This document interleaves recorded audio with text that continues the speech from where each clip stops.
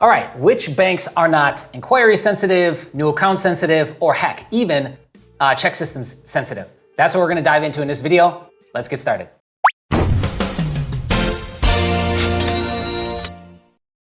Okay, so I was asked this question, and this is, again, we're constantly getting asked questions. This was one that stood out because I started, kind of festered in, and I started thinking like, man, I should dive down this rabbit hole. I haven't, but let me do it.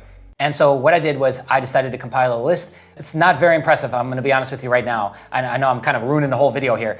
It's not that impressive, but which banks are not inquiry sensitive, which banks are not new account sensitive, and then which ones check system sensitive. Okay, so we went through all of our data. I asked the community and kind of went through what I thought was it. And yeah, I got the list that I wanted to share with you. Before we get started, what is the make or break line for new accounts, inquiries, check systems? What is that number? Is there a number? Not really. For inquiries, I would say it's 7 or more. You start to run into issues with banks and institutions. For example, I know people all day long with certain institutions, 10, 12 inquiries, doesn't matter, still getting approved. That said, I think 7 is really where you start to see big banks, especially going like, nah, I don't think so. Next, how many new accounts? Somewhere between 3 to 6 over the last 12 months. So 3 to 6 new accounts reporting on my credit profile in the last 3 to 6 months. And I would say credit cards specifically. Does mortgages count? No. Personal loans? Not really, but a little bit more. Mortgages are like the thing that doesn't really count at all. If anything, it benefits you. Auto loans a little bit, but I'd say personal loans down through credit cards is really the big things that they're looking at, right?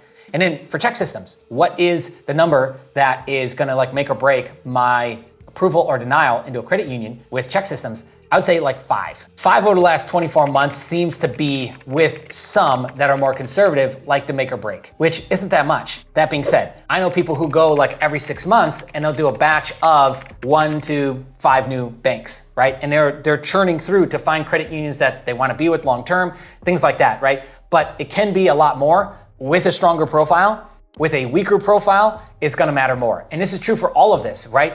Unfortunately, the guy that has a 680 with 50,000 in stated income and his average age of account is 2 years, and he's got 7 cards on his profile, barely hitting 50,000 in credit, that guy's gonna have a harder time than somebody who's got, an established mortgage for 20 years. They've been consistently over 730 or 750 for the last 5 years.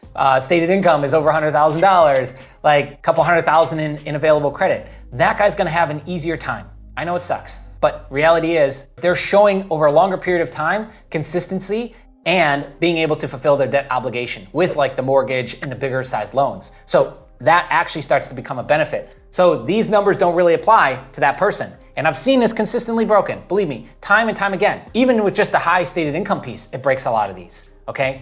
But like I said, the rest of the profile does add icing on the cake, okay? Whereas somebody over here, like I said, that's maybe subpar credit or subprime credit, and then not as thick of a file, they're gonna have more issues. The sensitivity of things is gonna be increased. Make sense? Cool, let's continue.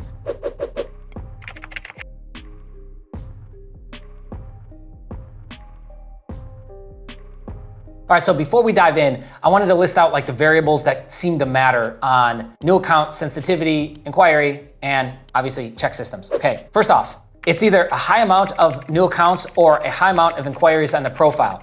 If you have just one or the other, doesn't seem to matter as much. When I have both, it matters more. And again, depending on the strength of the credit profile, those things matter more or less, right? But we noticed that if I've got like lower inquiries, but I'm still like 5, 6 new accounts, doesn't really seem to matter as much as if I had the same amount matching new accounts and new inquiries, because it looks like I just went and got new credit. So that'd be credit seeking behavior, right? Next is, what is the amount of new credit total that has been issued, and does it affect your DTI? Again, if I have a stronger stated income, even with a big fat mortgage, we can just eliminate that almost. But if the rest of the credit that I've got on my profile is starting to really edge out my earnings, meaning that I've got way more debt that I have to service to my earnings, then that's gonna be another red flag. That's gonna be another issue that banks are gonna be more sensitive towards. But if I've got, again, higher stated income and my debt coverage isn't that high, then they look at that, and that seems to not matter as much, right? All these things matter. Next, if you don't have an installment loan, like at all on your credit profile, it actually hurts you. I know that credit mix is 15% with most FICO models, and it's somewhere, I think, in 10 to 12% for Vantage. Understand that we've got to have something reporting. And I know it's crazy for a lot of people to understand that. They're like, wait a second, I would actually be looked at as a a better candidate if I had a $300,000-$400,000 mortgage on my credit, reporting to my credit profile? Yes. Simple answer is yes, because they want to see you servicing a larger number of debt or a higher number of debt, right? And that is the perfect example of that, okay? So if we don't have an installment loan, we can go and get some. Now, personal loans report is that, student loans report is that, but we can get other things like pledge loans report is that, right? You could get into doing stuff with Self or Credit Strong. Anything like that would report as an installment loan, but we want to have something reporting. We've even covered the story of somebody doing a $200,000 pledge loan with Navy Fed and the positive benefits that they saw, right? Because after we did that video, we ended up having a bunch of people reach out, kind of fill in some blanks, but yes, it positively affected and helped this guy. So you could even look at doing something like that. If you had a great credit profile, but no installment loans at all reporting, you could do something wild like that. Because again, that does matter. And a couple last things. Again, if you have higher stated income, higher than normal, I would say 130,000 and above.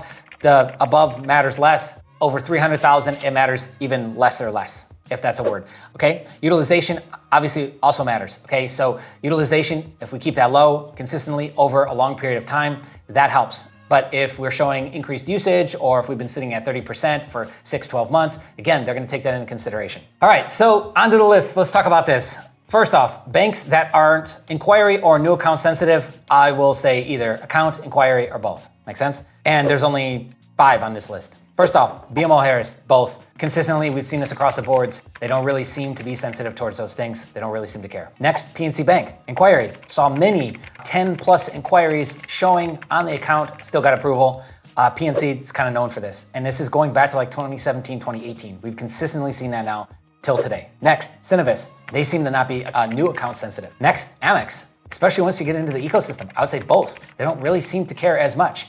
Again, it's gonna be a soft pull after you get into the ecosystem, and you can get up to 14 cards with Amex. And then the last one is Navy Fed, but once you're already in. So the first card, they might be more sensitive towards what you got on your profile, but once you get that first card, and we're talking about second and third, and we're going back for CLIs, they tend to not care as much, okay? So that's it for accounts and inquiries. Next, what I wanted to share is banks that are known to be conservative, because this list is much longer, okay? So let's dive in. Barclays tend to be more conservative on both. Wells Fargo, again, credit-seeking behavior is stated in their TOS. I don't know what they consider credit-seeking behavior. We can assume it's both inquiry and new account sensitive. They tend to be. Affinity, FCU, new account sensitive. Andrews, FCU, both tends to really apply to lower scores and seems inquiry sensitive on CLIs as well. BCU, that's Baxter Credit Union, both. DCU, inquiry. First Tech FCU seems to be conservative on both. Lake Michigan Credit Union, conservative on both. Wings FCU, conservative on both. And then the last thing I want to note here is, smaller credit unions, because they have a smaller asset pool that they're working off of. We've got Navy Fed with over 17 billion in assets. And we've got these small, let's call them micro caps of banks that have maybe 360, all the way down to, I've seen 36 million. They're going to be way more conservative. They're going to be way more cognizant of who they're inviting into their bank, especially when they have a smaller membership pool or a smaller amount of employees. It's going to be way more, one-on-one high touch point, right? So anyways, wanted to share that. Lastly, I did scrape together a list of credit unions that are check systems sensitive, and I wanted to share those. I got 3 of them. I got AOD FCU, BCU, and IFCU. That's Interior Federal Credit Union. And they seem to be inquiry sensitive on check systems. Now again, if you feel like I missed anything on the list, I'd love for you to add that in the comments below so that we can add it to the list. Or if you just got something to say, you want to comment below. Thank you so much for tuning in. We'll catch you in the next one. Hey, you should subscribe. 60% of you are not subscribed yet. Right there. Okay, bye.